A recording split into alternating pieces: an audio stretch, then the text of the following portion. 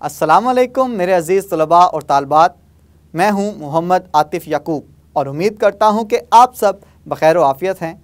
आप मुझसे पढ़ रहे हैं जमात दहम की फ़िज़िक्स, और जमात दहम की फ़िज़िक्स में हम अपनी किताब का यूनिट नंबर 13 इलेक्ट्रोस्टैटिक्स पढ़ रहे हैं।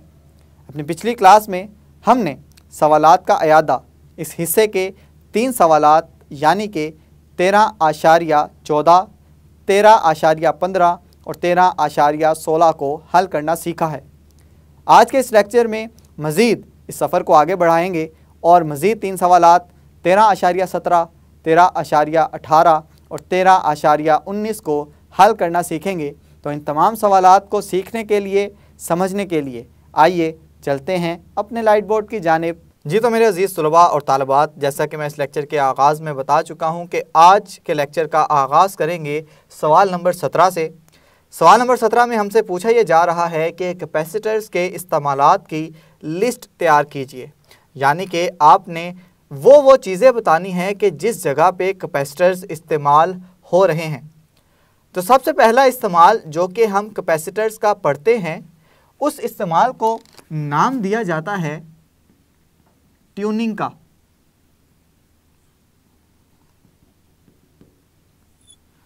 आपने अक्सर अपने घर में या अपने दादा या दादी के पास रेडियोस देखे होंगे। अगर नहीं देखे तो रेडियो इस तरह का दिखाई देता है। इस पे आपको 2 किस्म के नोब्स दिखाई दे रहे हैं जिसको हम घुमा सकते हैं। अब सारा काम इस घुमाने के अंदर है। अब इस नोब को जैसे जैसे हम घुमाते जाएंगे तो इस नोब के अंदर लगा हुआ है कैपेसिटर। अब जैसे जैसे हम इस नोब को घुमाते जाएंगे, नोब के घुमाने से इस कैपेसिटर की फ्रीक्वेंसी चेंज होती जाएगी। अब हम कर रहे हैं इस कैपेसिटर की फ्रीक्वेंसी चेंज। एक और फ्रीक्वेंसी होती है जो कि बैरूनी फ्रीक्वेंसी कहलाती है। यह बैरूनी फ्रीक्वेंसी किसी भी रेडियो चैनल की होती है। आपने बहुत दफ़ा सुना होगा कि FM 92, FM 102, FM 101। अब FM 101 का मतलब है कि इस चैनल की जो फ्रीक्वेंसी है वो 101 है। FM 98 इसका मतलब है कि इसकी फ्रीक्वेंसी 98 है। तो इसका मतलब यह हुआ कि एक कैपेसिटर की अपनी फ्रीक्वेंसी है, एक फ्रीक्वेंसी है उस बैरूनी चैनल की, इसको हम बैरूनी फ्रीक्वेंसी कहते हैं। अब जब इस कैपेसिटर की फ्रीक्वेंसी इस चैनल की फ्रीक्वेंसी से मैच हो जाएगी, एक जैसी हो जाएगी, तो उसका मतलब यह हुआ कि उस चैनल पे जारी होने वाले, नशर होने वाले जितने भी प्रोग्राम्स हैं आप आसानी के साथ सुन सकते हैं। और अगर उस चैनल की फ्रीक्वेंसी उसके साथ मैच ना हो तो आपको शोर सा सुनाई देता है। तो इसका मतलब यह हुआ कि कैपेसिटर का इस्तेमाल रेडियो के अंदर किस मकसद के लिए है? ट्यूनिंग के लिए। तो इसको हम लिख भी लेते हैं कि रेडियो में कैपेसिटर्स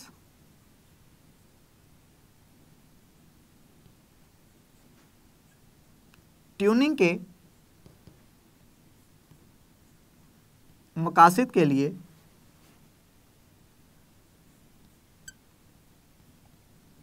इस्तेमाल किए जाते हैं।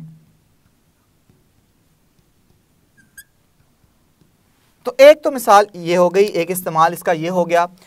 दूसरा इस्तेमाल कैपेसिटर का वो होता है घरेलू इस्तेमालात, कि घर में पाई जाने वाली ऐसी कौन कौन सी चीज़ें हैं कि जिनके अंदर कैपेसिटर्स इस्तेमाल हो रहे हैं।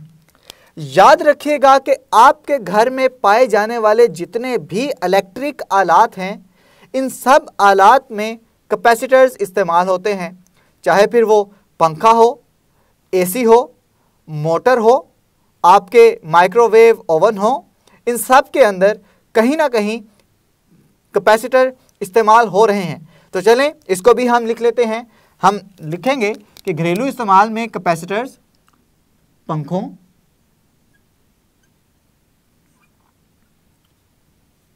एसी में, मोटरों में, एग्जॉस्ट पंखों के अंदर,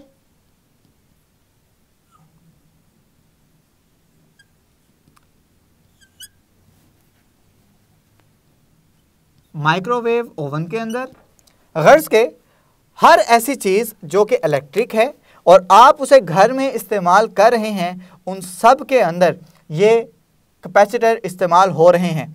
आपके घर में टीवी भी चल रहा है, आपके घर में फ्रिज भी चल रहा है, इन सब में कहीं ना कहीं कैपेसिटर का इस्तेमाल हो रहा है। ये तो हो गए दो इस्तेमालात। तीसरा इस्तेमाल इसका है जी इलेक्ट्रॉनिक आलात में। अब इलेक्ट्रॉनिक आलात जैसा कि कंप्यूटर, लैपटॉप,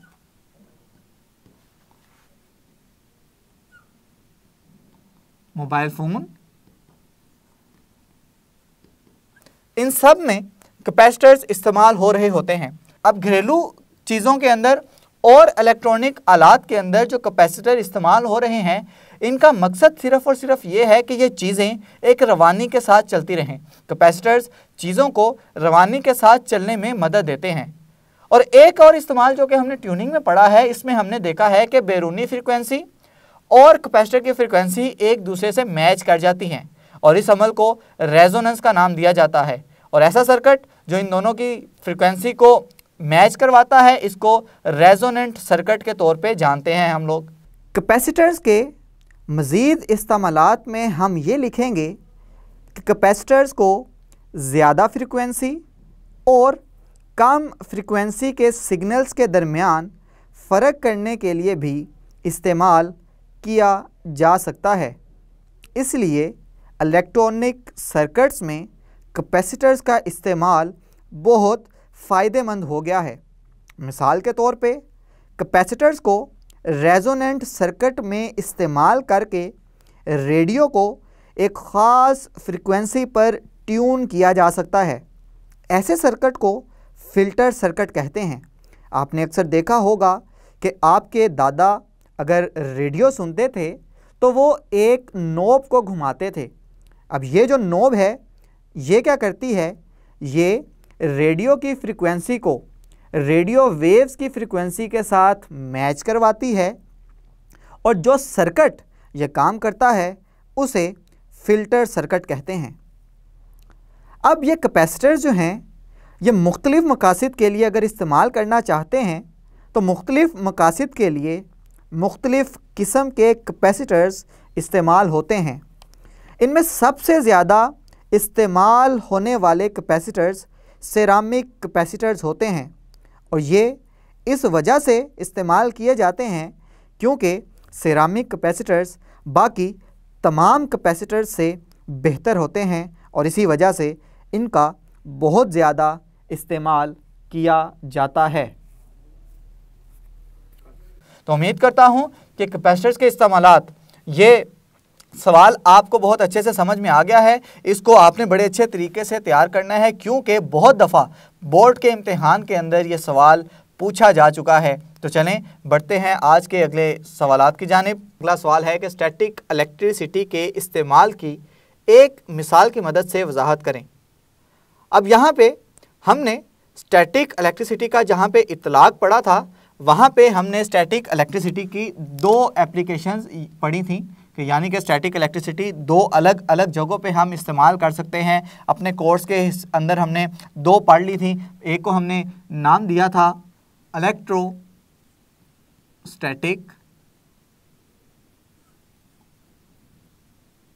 एयर क्लीनर और दूसरे को नाम दिया था स्प्रे पेंटिंग का।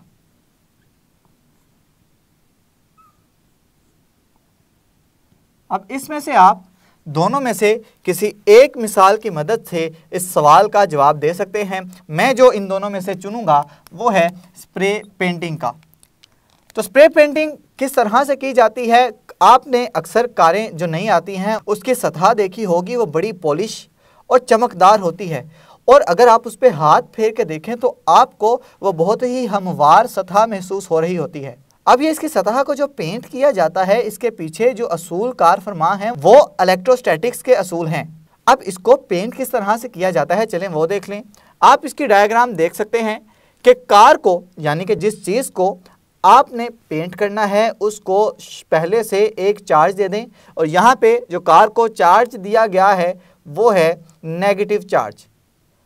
इसका मतलब है कि उस कार को कि जिस पे आपने पेंट करना है इस पे नेगेटिव चार्ज है। इसकी मिसाल मैं इस तरह से समझा देता हूं कि फर्ज करें कि यहाँ पे कार पड़ी हुई है और कार की सतह पे जो चार्ज आ चुका है ये नेगेटिव चार्ज आ चुका है। अब जिस स्प्रे गन से आप पेंट कर रहे हैं उस स्प्रे गन से जैसे ही पेंट निकलेगा तो स्प्रे गन से निकलते हुए पेंट उस नोजल के साथ रगड़ खाएगा और रगड़ खाने के बाद उस पे चार्ज पैदा हो जाएगा। फर्ज करें कि जो पेंट नोजल से निकल रहा है उस पे चार्ज आ गया है, मस्बत चार्ज आ गया, यानी कि पॉजिटिव चार्ज आ गया है। अब पॉजिटिव चार्ज जैसे ही निकलेगा तो एक जैसे चार्जेस आपने पढ़ा है कि एक दूसरे पे दफ़ा की फोर्स लगाते हैं, तो ये सारे चार्जेस एक दूसरे को दूर धकेलने की कोशिश करेंगे। अब जैसे ही ये दूर धकेलेंगे तो एक बड़ी हमवार सतह नोजल से निकलती हुई दिखाई देगी। ऐसा नहीं होगा कि एक ही जगह से सारे पार्टिकल्स निकल रहे हैं। अब जैसे ही वो नोजल से निकलेंगे तो नोजल से निकलते ही वो एक हमवार सी सतह से निकलना शुरू कर देंगे। फ़र्ज़ करें कि इस दफ़ा की फोर्स के बाद जो ये चार्जेस हैं कुछ इस तरह से आगे की जानिब बढ़ रहे हैं और नीचे आते हुए जैसे जैसे ये नीचे आते जाएंगे और जैसे ही ये इस नेगेटिव चार्ज सतह के करीब पहुंचेंगे तो इलेक्ट्रोस्टैटिक कशिश की वजह से ये पॉजिटिव चार्ज इसके ऊपर आके चिपक जाएगा।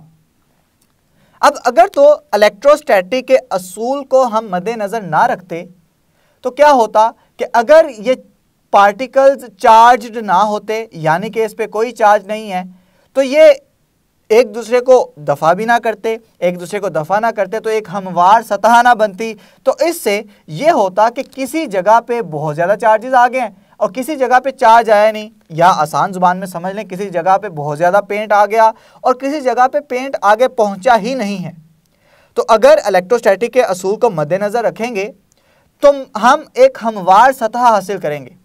अब जब एक एक सतह यहाँ पे आ चुकी है, पहला कोट हो गया है पेंट का, तो अब मज़ीद आने वाले पॉजिटिव चार्ज इधर मौजूद पॉजिटिव चार्ज को दफ़ा करेंगे। जैसे ही दफ़ा करेंगे तो इसका मतलब है कि इसके ऊपर मज़ीद चार्जेस नहीं आएंगे।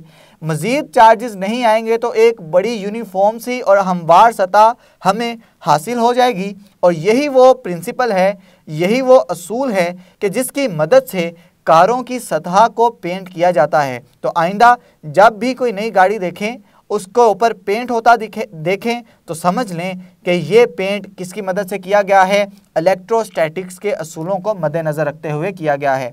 तो उम्मीद करता हूँ कि आपको स्प्रे पेंटिंग के अमल की जो वजाहत मैंने की है अच्छे से समझ आ गई है। चलें अब बढ़ते हैं आज के अगले सवाल की जानिब। जी तो अज़ीज़ तलबा और तालिबात, हम बढ़ चुके हैं सवालात के अयादा वाले हिस्से के आखिरी सवाल की जानिब, और जैसे ही इस सवाल को हल कर लेंगे तो इससे हमारी दूसरी मंजिल मश्क़ी ख़त्म हो जाएगी।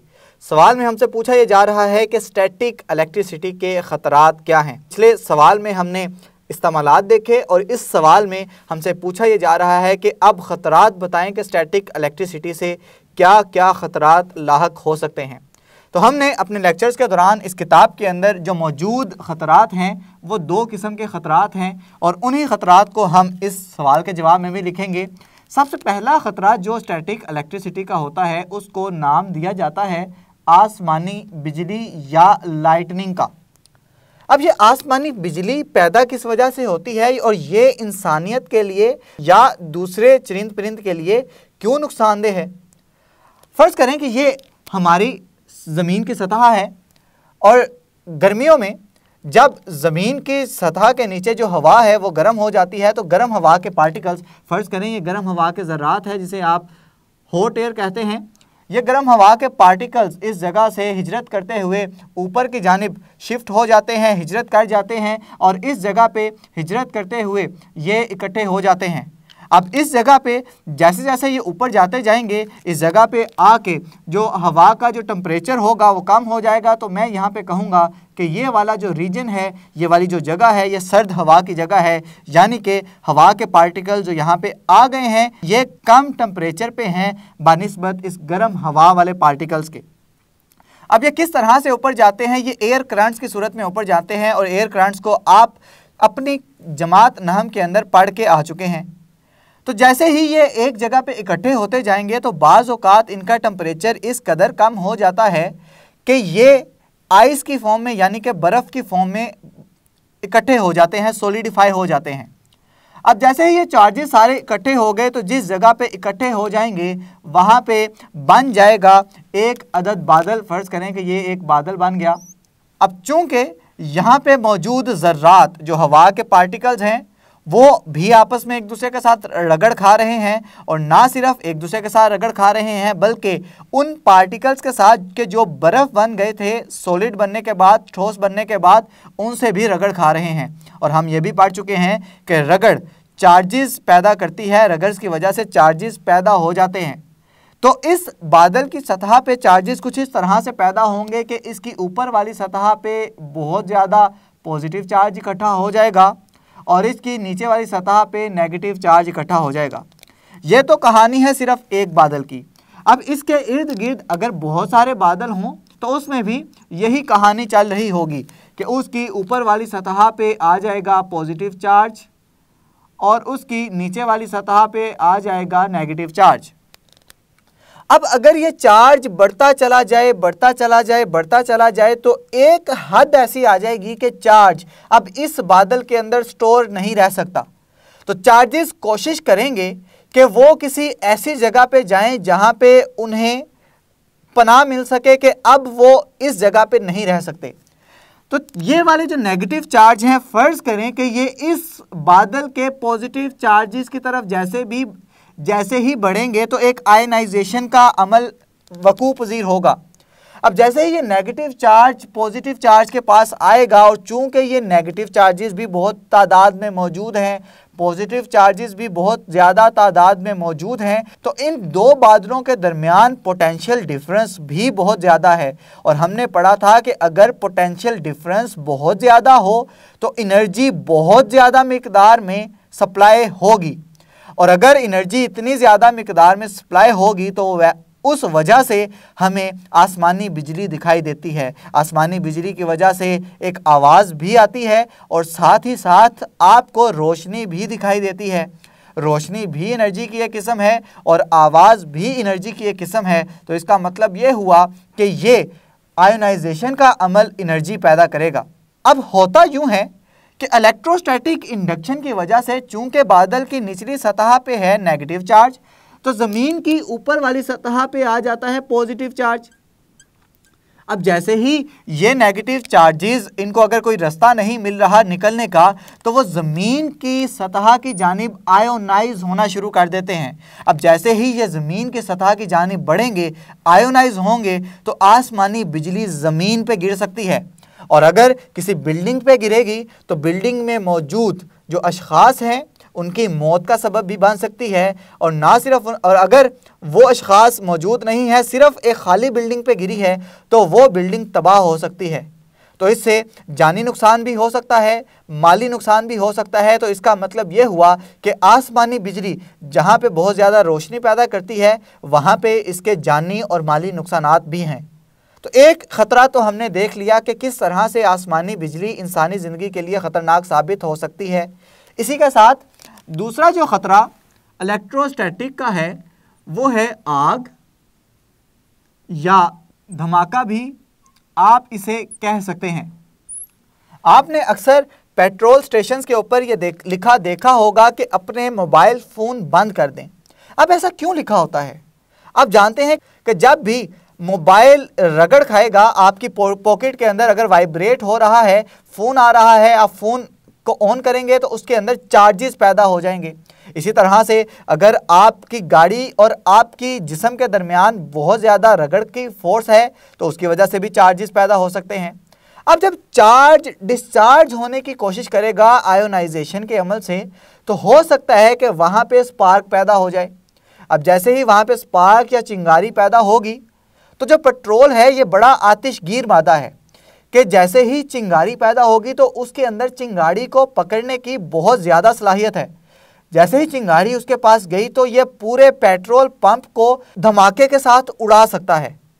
ना सिर्फ पेट्रोल पंप पे बल्कि पेट्रोल ले जाने वाले जो टैंकर्स होते हैं, आपने अक्सर देखा होगा कि उसके नीचे एक जंजीर लटक रही होती है और वो जंजीर ज़मीन के साथ मस हो रही होती है।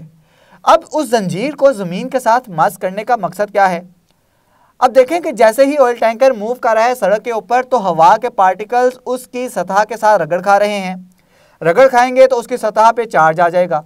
अब अगर चार्ज डिस्चार्ज होते हुए कोई स्पार्क पैदा कर गया और वो स्पार्क उस ऑयल टैंकर के अंदर मौजूद तेल के किसी ज़रे को मिल गया, तो वो सारे का सारा ऑयल टैंकर धमाके से उड़ सकता है। जंजीर लगाने का ये फ़ायदा होता है कि चार्ज जो सतह पे आ गया है वो उस जंजीर से होता हुआ ज़मीन को मुंतकिल हो जाएगा। और ना सिर्फ ये ऑयल टैंकर्स में इस्तेमाल किया जाता है बल्कि जहाज़ों के अंदर भी ये अमल इस्तेमाल किया जाता है। अब जहाज़ों पे चार्ज किस तरह से ग्राउंड होता है, इसके लिए इस्तेमाल किए जाते हैं जहाज़ के पहिए। अब जहाज़ जब फ्लाइट में है तो उस अपनी फ़्लाइट के दौरान वो हवा के ज़रात के साथ मुसलसल रगड़ में है। रगड़ उसके ऊपर पैदा करेगी चार्जेस, और जब वो चार्जेस अल्लाह ना करे डिस्चार्ज होने की कोशिश करें, तो डिस्चार्ज होते हुए वो अगर इंजन की तरफ चले जाएं या उस जगह पे चले जाएं जहाँ पे डीज़ल है, तो उस डीज़ल को वो कैच कर लेंगे, जिसकी वजह से पूरा हवाई जहाज़ एक धमाके का निशाना बन सकता है, जिससे बहुत ज़्यादा माली नुकसान भी होगा और अंदर बैठे तमाम मुसाफिर भी अपनी जान की बाजी हार सकते हैं। तो इस वजह से जहां हमें इलेक्ट्रिसिटी के कुछ फ़वाइद हैं, वहां इसके बहुत ज़्यादा नुकसानात भी हैं। तो हमने नुकसानात भी पढ़ लिए और ये भी देख लिया कि इन नुकसानात से बचने के लिए एहतियाती तदाबीर कौन कौन सी हम कर सकते हैं। तो इसी के साथ हमारे सवालात के इयादे वाला हिस्से के तमाम सवालात मुकम्मल हो चुके हैं। उम्मीद करता हूं कि आपको इन सब की समझ आई होगी। जी तो मेरे अज़ीज़ तलबा और तालिबात, देखा आपने कि हमारा सफ़र किस कदर आसान से आसान तर होता चला जा रहा है। हम अपने सीखे गए इल्म को लागू कर रहे हैं सवालात के ऊपर और उसकी मदद से सवालात को हल करना सीख रहे हैं।